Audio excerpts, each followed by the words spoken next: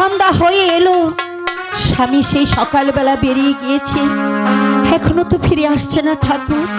3 দিন ধরে অনাহারে ক্ষুধার জ্বালায় আর চলতে পারছি না ঠাকুর।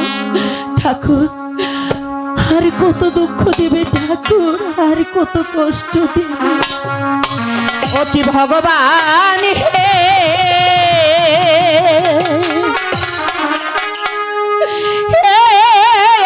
তুই দুঃখ দিলে মোদের কপালে।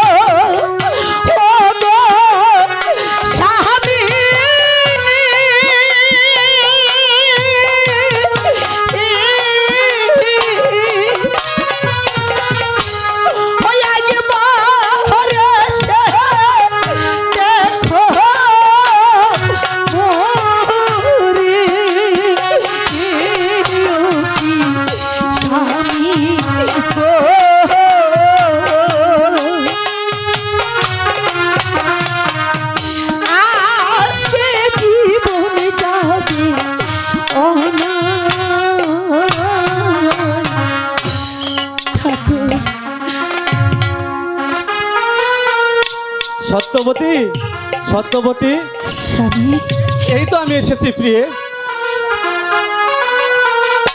জানি তোমার খুব কষ্ট হচ্ছে, তাই না?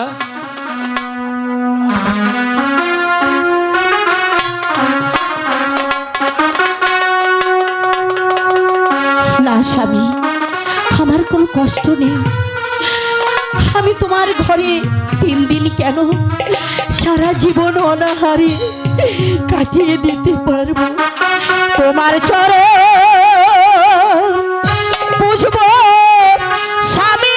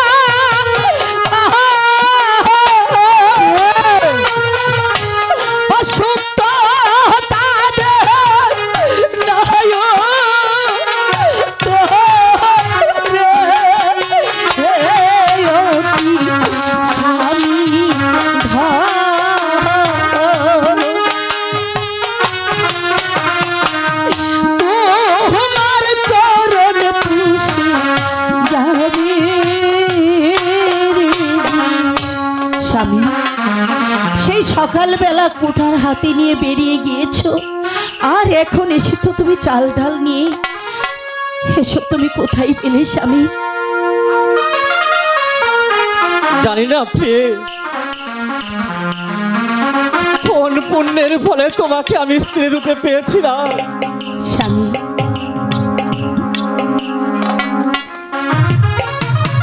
তোমাকে পেয়ে আমি নিজেকে বড় ধন্য বলে মনে করছি। না গো না, ও কথা বলে তুমি আমাকে ছোট করো না। আমি যে তোমার মতো স্বামী পেয়ে নিজেকে বড় ভাগ্যবতী বলে মনে করছি। ওগো, অনেক কষ্ট করে এসেছো, তুমি স্নান করে এসো, আমি তোমার জন্য ভাত বাড়ছি। জানো পেয়ে, বলো। এই পৃথিবীতে সবাই তো ভালোবেসে সুখী হতে চায়, কিন্তু সবাই কি সুখী হতে পারে? তুমি সুখী হয়েছো? যার ঘরে তোমার মতো স্ত্রী আছে সে কি আর সুখী না হতে পারে? ও কথা বলে লজ্জা দিও না। সবাই কৃষ্ণ কৃষ্ণ হরে হরে হরে রাম হরে রাম হরে রাম। এই ব্রেক! দেখছো কারবার, বেলা বাজে 10টা, এখনো কেন আমার দোকান খোলা হয়নি? আরে গেরুয়া, গেরুয়া রে, আইছি রে দাদা। দেখছো দেখি কারবারটা? হ্যাঁ, সব দোকান খোলা হয়েছে, এখন আমার দোকানটা খোলা হয়নি কেন? মেলা দূরে তো দাদা, এই গেরুয়া, দেরি হইতাছে। আইছি রে দাদা। এই কোথায় ছিলি? আরে দাদা, বেগুন ডাল বাজারে ছিলাম। দেখছো কারবার, বেলা বাজে 10টা, এখনো দোকান খোলা হয়নি কেন?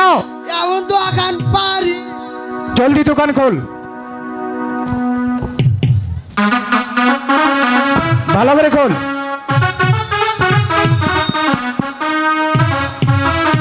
হ্যালো,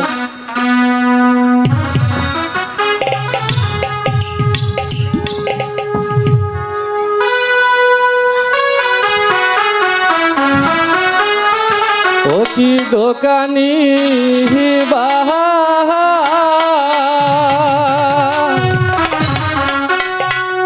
আহা আজকে আছি আমি উপবাসেতে।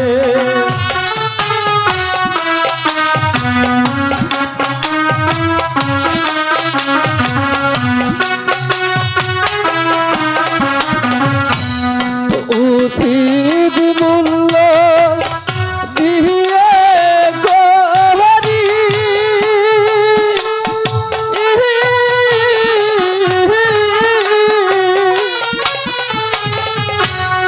লহু দোকানি ভাই আমার ঘরি কি দোকানি ভাই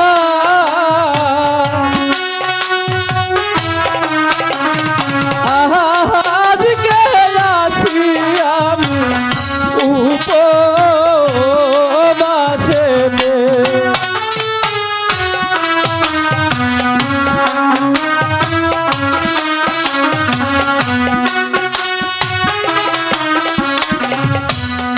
যদি বাইগো নাহলাও খরি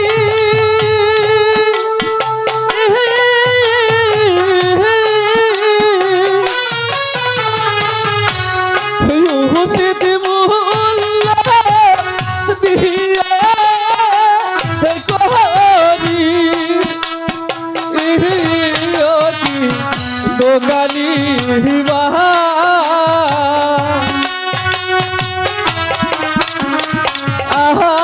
আজকে আছি আমি উপবাসেতে। কে তুমি ভাই?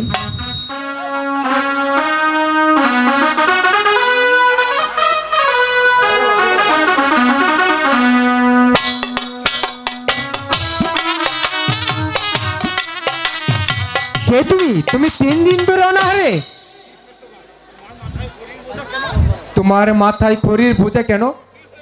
কি হয়েছে তোমার? বলো ভাই, সত্যি করে বলো। ভাই, আমার অদৃষ্টে যে এই লেখা ছিল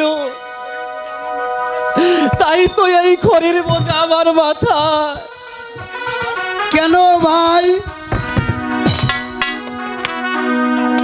তুমি কি তাহলে ওই অভাবগ্রস্ত? বলো ভাই বলো, তোমার ওই চেহারা দেখে তো ভাই আমার তাই মনে হচ্ছে। বলো সত্যবান বলো,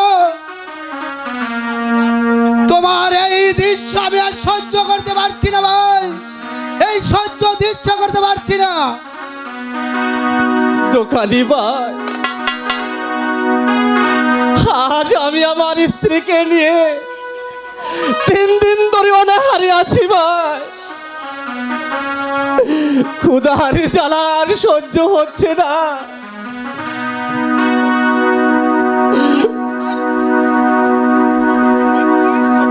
কি বললে সত্যবান? তুমি 3 দিন ধরে অনাহারে আছো? ওহ ভগবান, সত্যবানের দুঃখ যে আমি আর সইতে পারছি না। এই তো, এই গেরুয়া, এই চাল ডাল যা কিছু আছে সব সত্যবানকে দিয়ে দিই। দিচ্ছি দাদা। তুমি মাঝে মাঝে এসো আমার কাছে ভাই, আমি যতটুকু পারি অতটুকু তোমাকে আমি দিয়ে উপকার করব। আর আমি সময় পেলেই তোমার বাড়িতে গিয়ে তোমাকে দেখে আসবো। ঠিক আছে ভাই,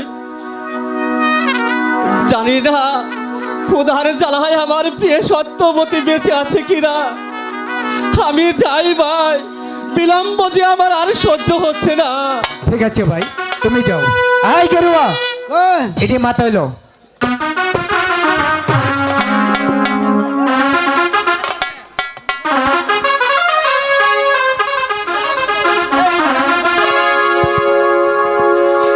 আই গেরুয়া, চল এইবার ঘরে চল। আচ্ছা তাই চলো। শুধু দর্শক মন্ডলী, আমার ভাতিজার অভিনয় সন্তুষ্ট হইয়া বেগুনটাল বাজার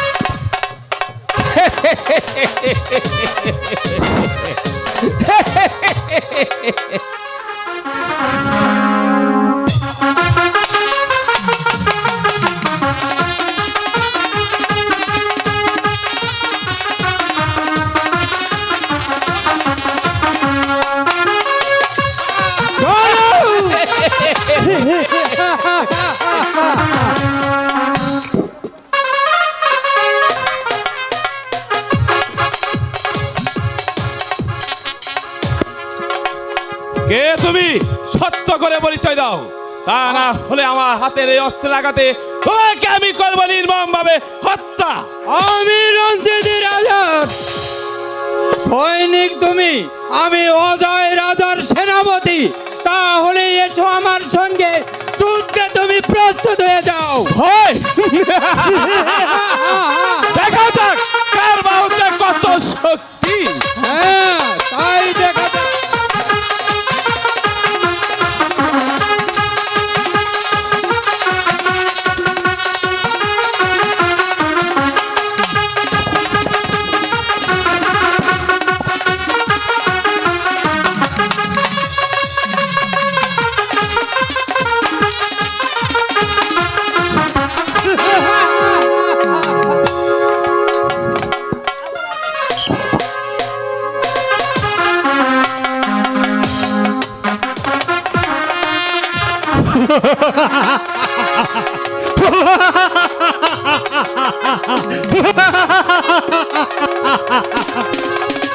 কোথায় রাজা উদয় সিংহ? আমার মনে হচ্ছে অজয় রাজা পলায়ন করেছে। আমি তো আর ভেবে পাচ্ছি না কোথায় রাজা রয়েছে। আমি তাকে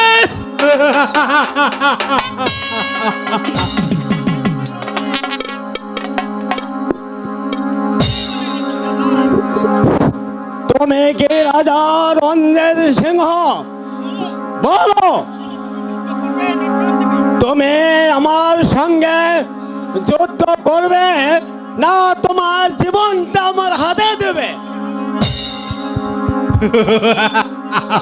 আমি রাজা নই, আমি রাজা রঞ্জিত রাজার মন্ত্রী। তাহলে থাকতে অস্ত্র ধরো, না হয় তুমি এই রাজ দরবার থেকে পলায়ন করো। এই আবার নতুন কথা। দেখি দেখি কার বাহুতে কত শক্তি আছে। এক্ষণই তোমার সাথে আমার শক্তির পরীক্ষা হয়ে যাবে। এক্ষণই তোমাকে হত্যা করে এর বদলা আমি নেব। দেখা যাক আর বাহুতে কত শক্তি, তাহলে ধরো।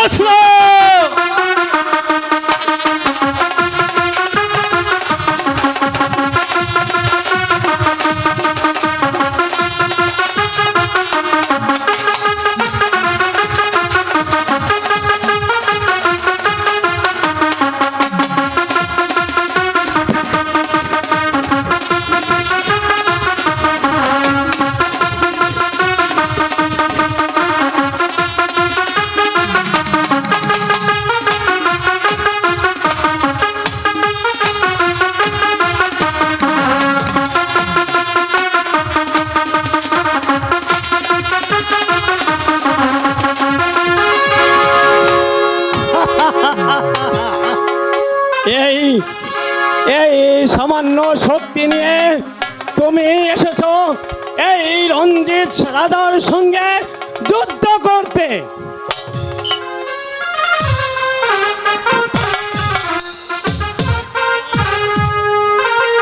অজয় সিংহ, আমি লোক মুখে শুনেছি তুমি নাকি খুবই বীর। বীরের বীর তোমা দেখাও। তাহলে তুমি কি তাহলে রঞ্জিত সিংহ? দেখি দেখি এবার কার বাহুতে কত শক্তি আছে। বেশ, তুমি যদি প্রাণে বাঁচতে চাও তাহলে তুমি আমার রাজ্য ত্যাগ করো, নতুবা তোমার জীবন দিতে হবে। আমি এই রাজ্য থেকে ত্যাগ করবো না, তোমাকে আমি এই দুনিয়া থেকে বিদায় করব। তবে এই মুহূর্তে তুমি প্রস্তুত হয়ে যাও।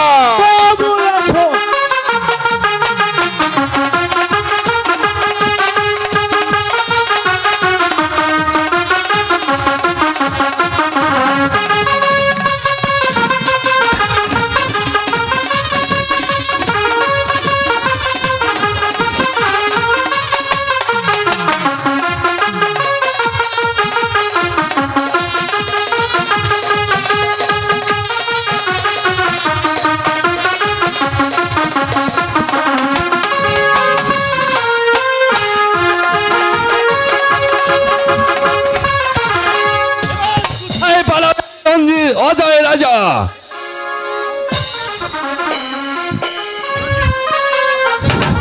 আমি তোমাকে দেখিলাম তোমার বাহুতে কত শক্তি আছে,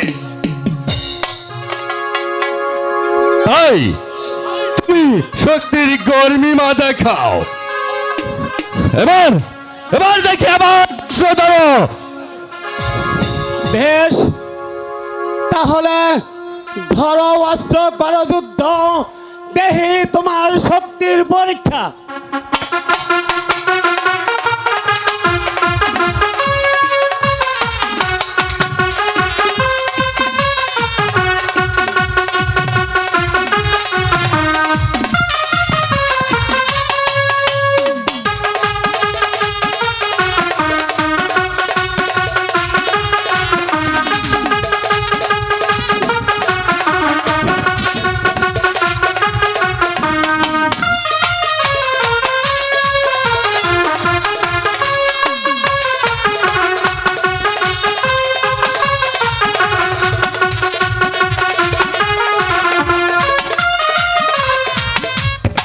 কোথায় পালাবে রাজা অজয়?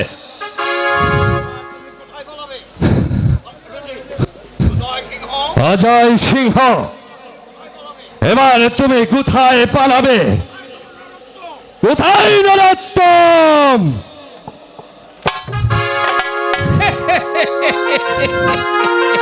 বন্দি করো এই বিদ্রোহ রাজাকে।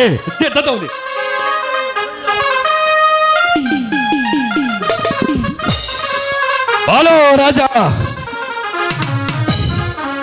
এবার তুমি স্বেচ্ছায় সিংহাসন ছাড়বে না নিজের জীবন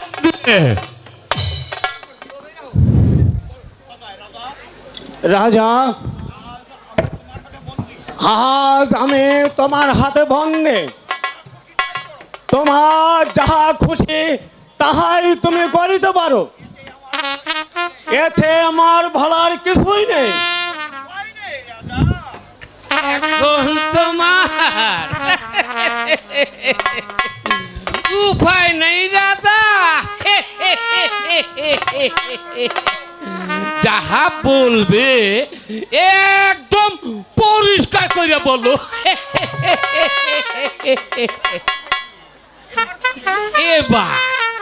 এবার তাহলে বলবে কি? আমার ভাগ্যে এই লেখা ছিল, তাহাই আমি বিনা অপরাধে এই আপনার নিকট বন্দী। তাহাই আমার অনুরোধ, আমাকে আপনি মুক্তি দিন। আমি যে পর্যন্ত বেঁচে থাকবো সেই পর্যন্ত আমি আপনার বর্ষতা স্বীকার করে যাব, এবং আপনি যা আমাকে বলবেন আপনার কথা আমি অক্ষর অক্ষরে পালন করব। সত্যি বলছো রাজা? এই অজয় রাজা, কখনোই মিথ্যা কথা বলে না। বেশ, তুমি যখন আমার বশতা স্বীকার করেছ তখন আমি তোমাকে মুক্তি দিলাম। একদম পরিয়ে দাও না রাজমুকুট। সব কিছুদের মনে থাকে রাজা।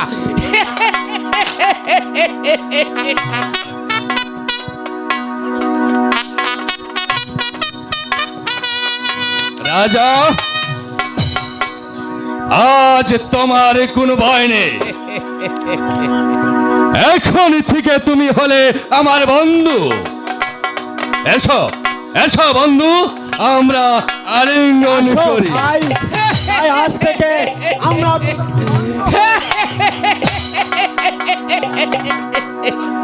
এবার চলো আমরা প্রাসাদে চলে যাই। চলো নরোত্তম। তাই চলুন আমরা মিলেমিশে এখন গিয়ে ওই রাজত্ব করব।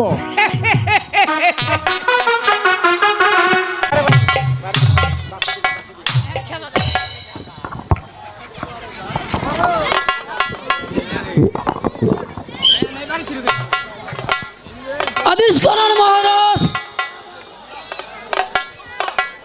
দুঃসংবাদ। বলো কি দুঃসংবাদ? মহারাজ, আমি নির্ভয় পণ্ডিত রাজার শাসনে আমাদের রাজ্যের নির্মাণ হবে।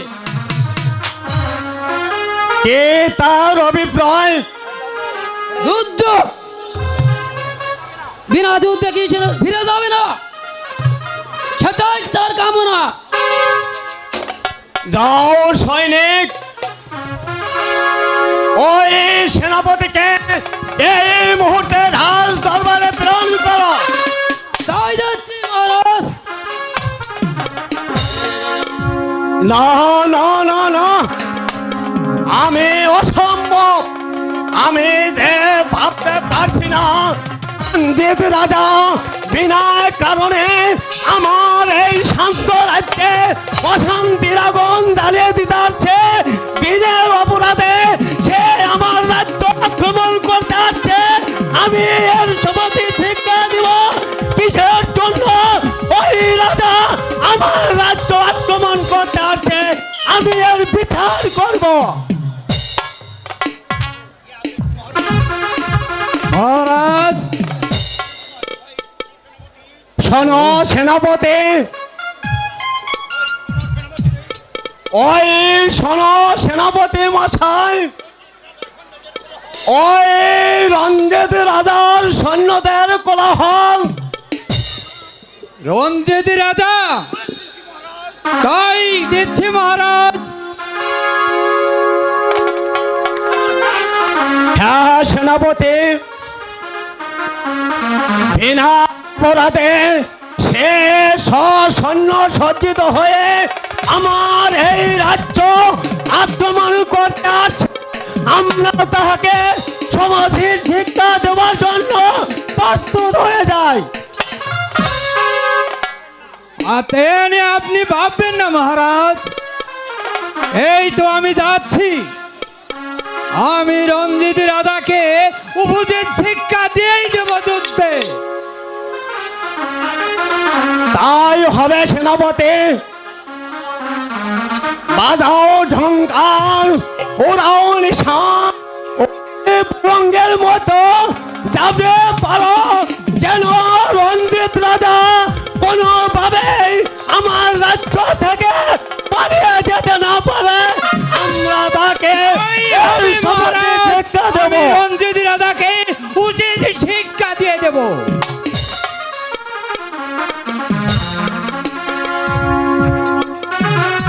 আমি ওই রঞ্জিত সিংহকে ধরে যুদ্ধের সমাজে তাকে শিক্ষা দিয়ে দেব। তাই চলুন মহারাজ। যাও যাও, তুমি তুমি তোমার সৈন্য নিয়ে তুমি যুদ্ধ ক্ষেত্রে যাবে পারো। বুঝে দাও, রাজায় রাজা কোন কর্মে শক্তিতে দুর্বল কাপুরুষ নয়।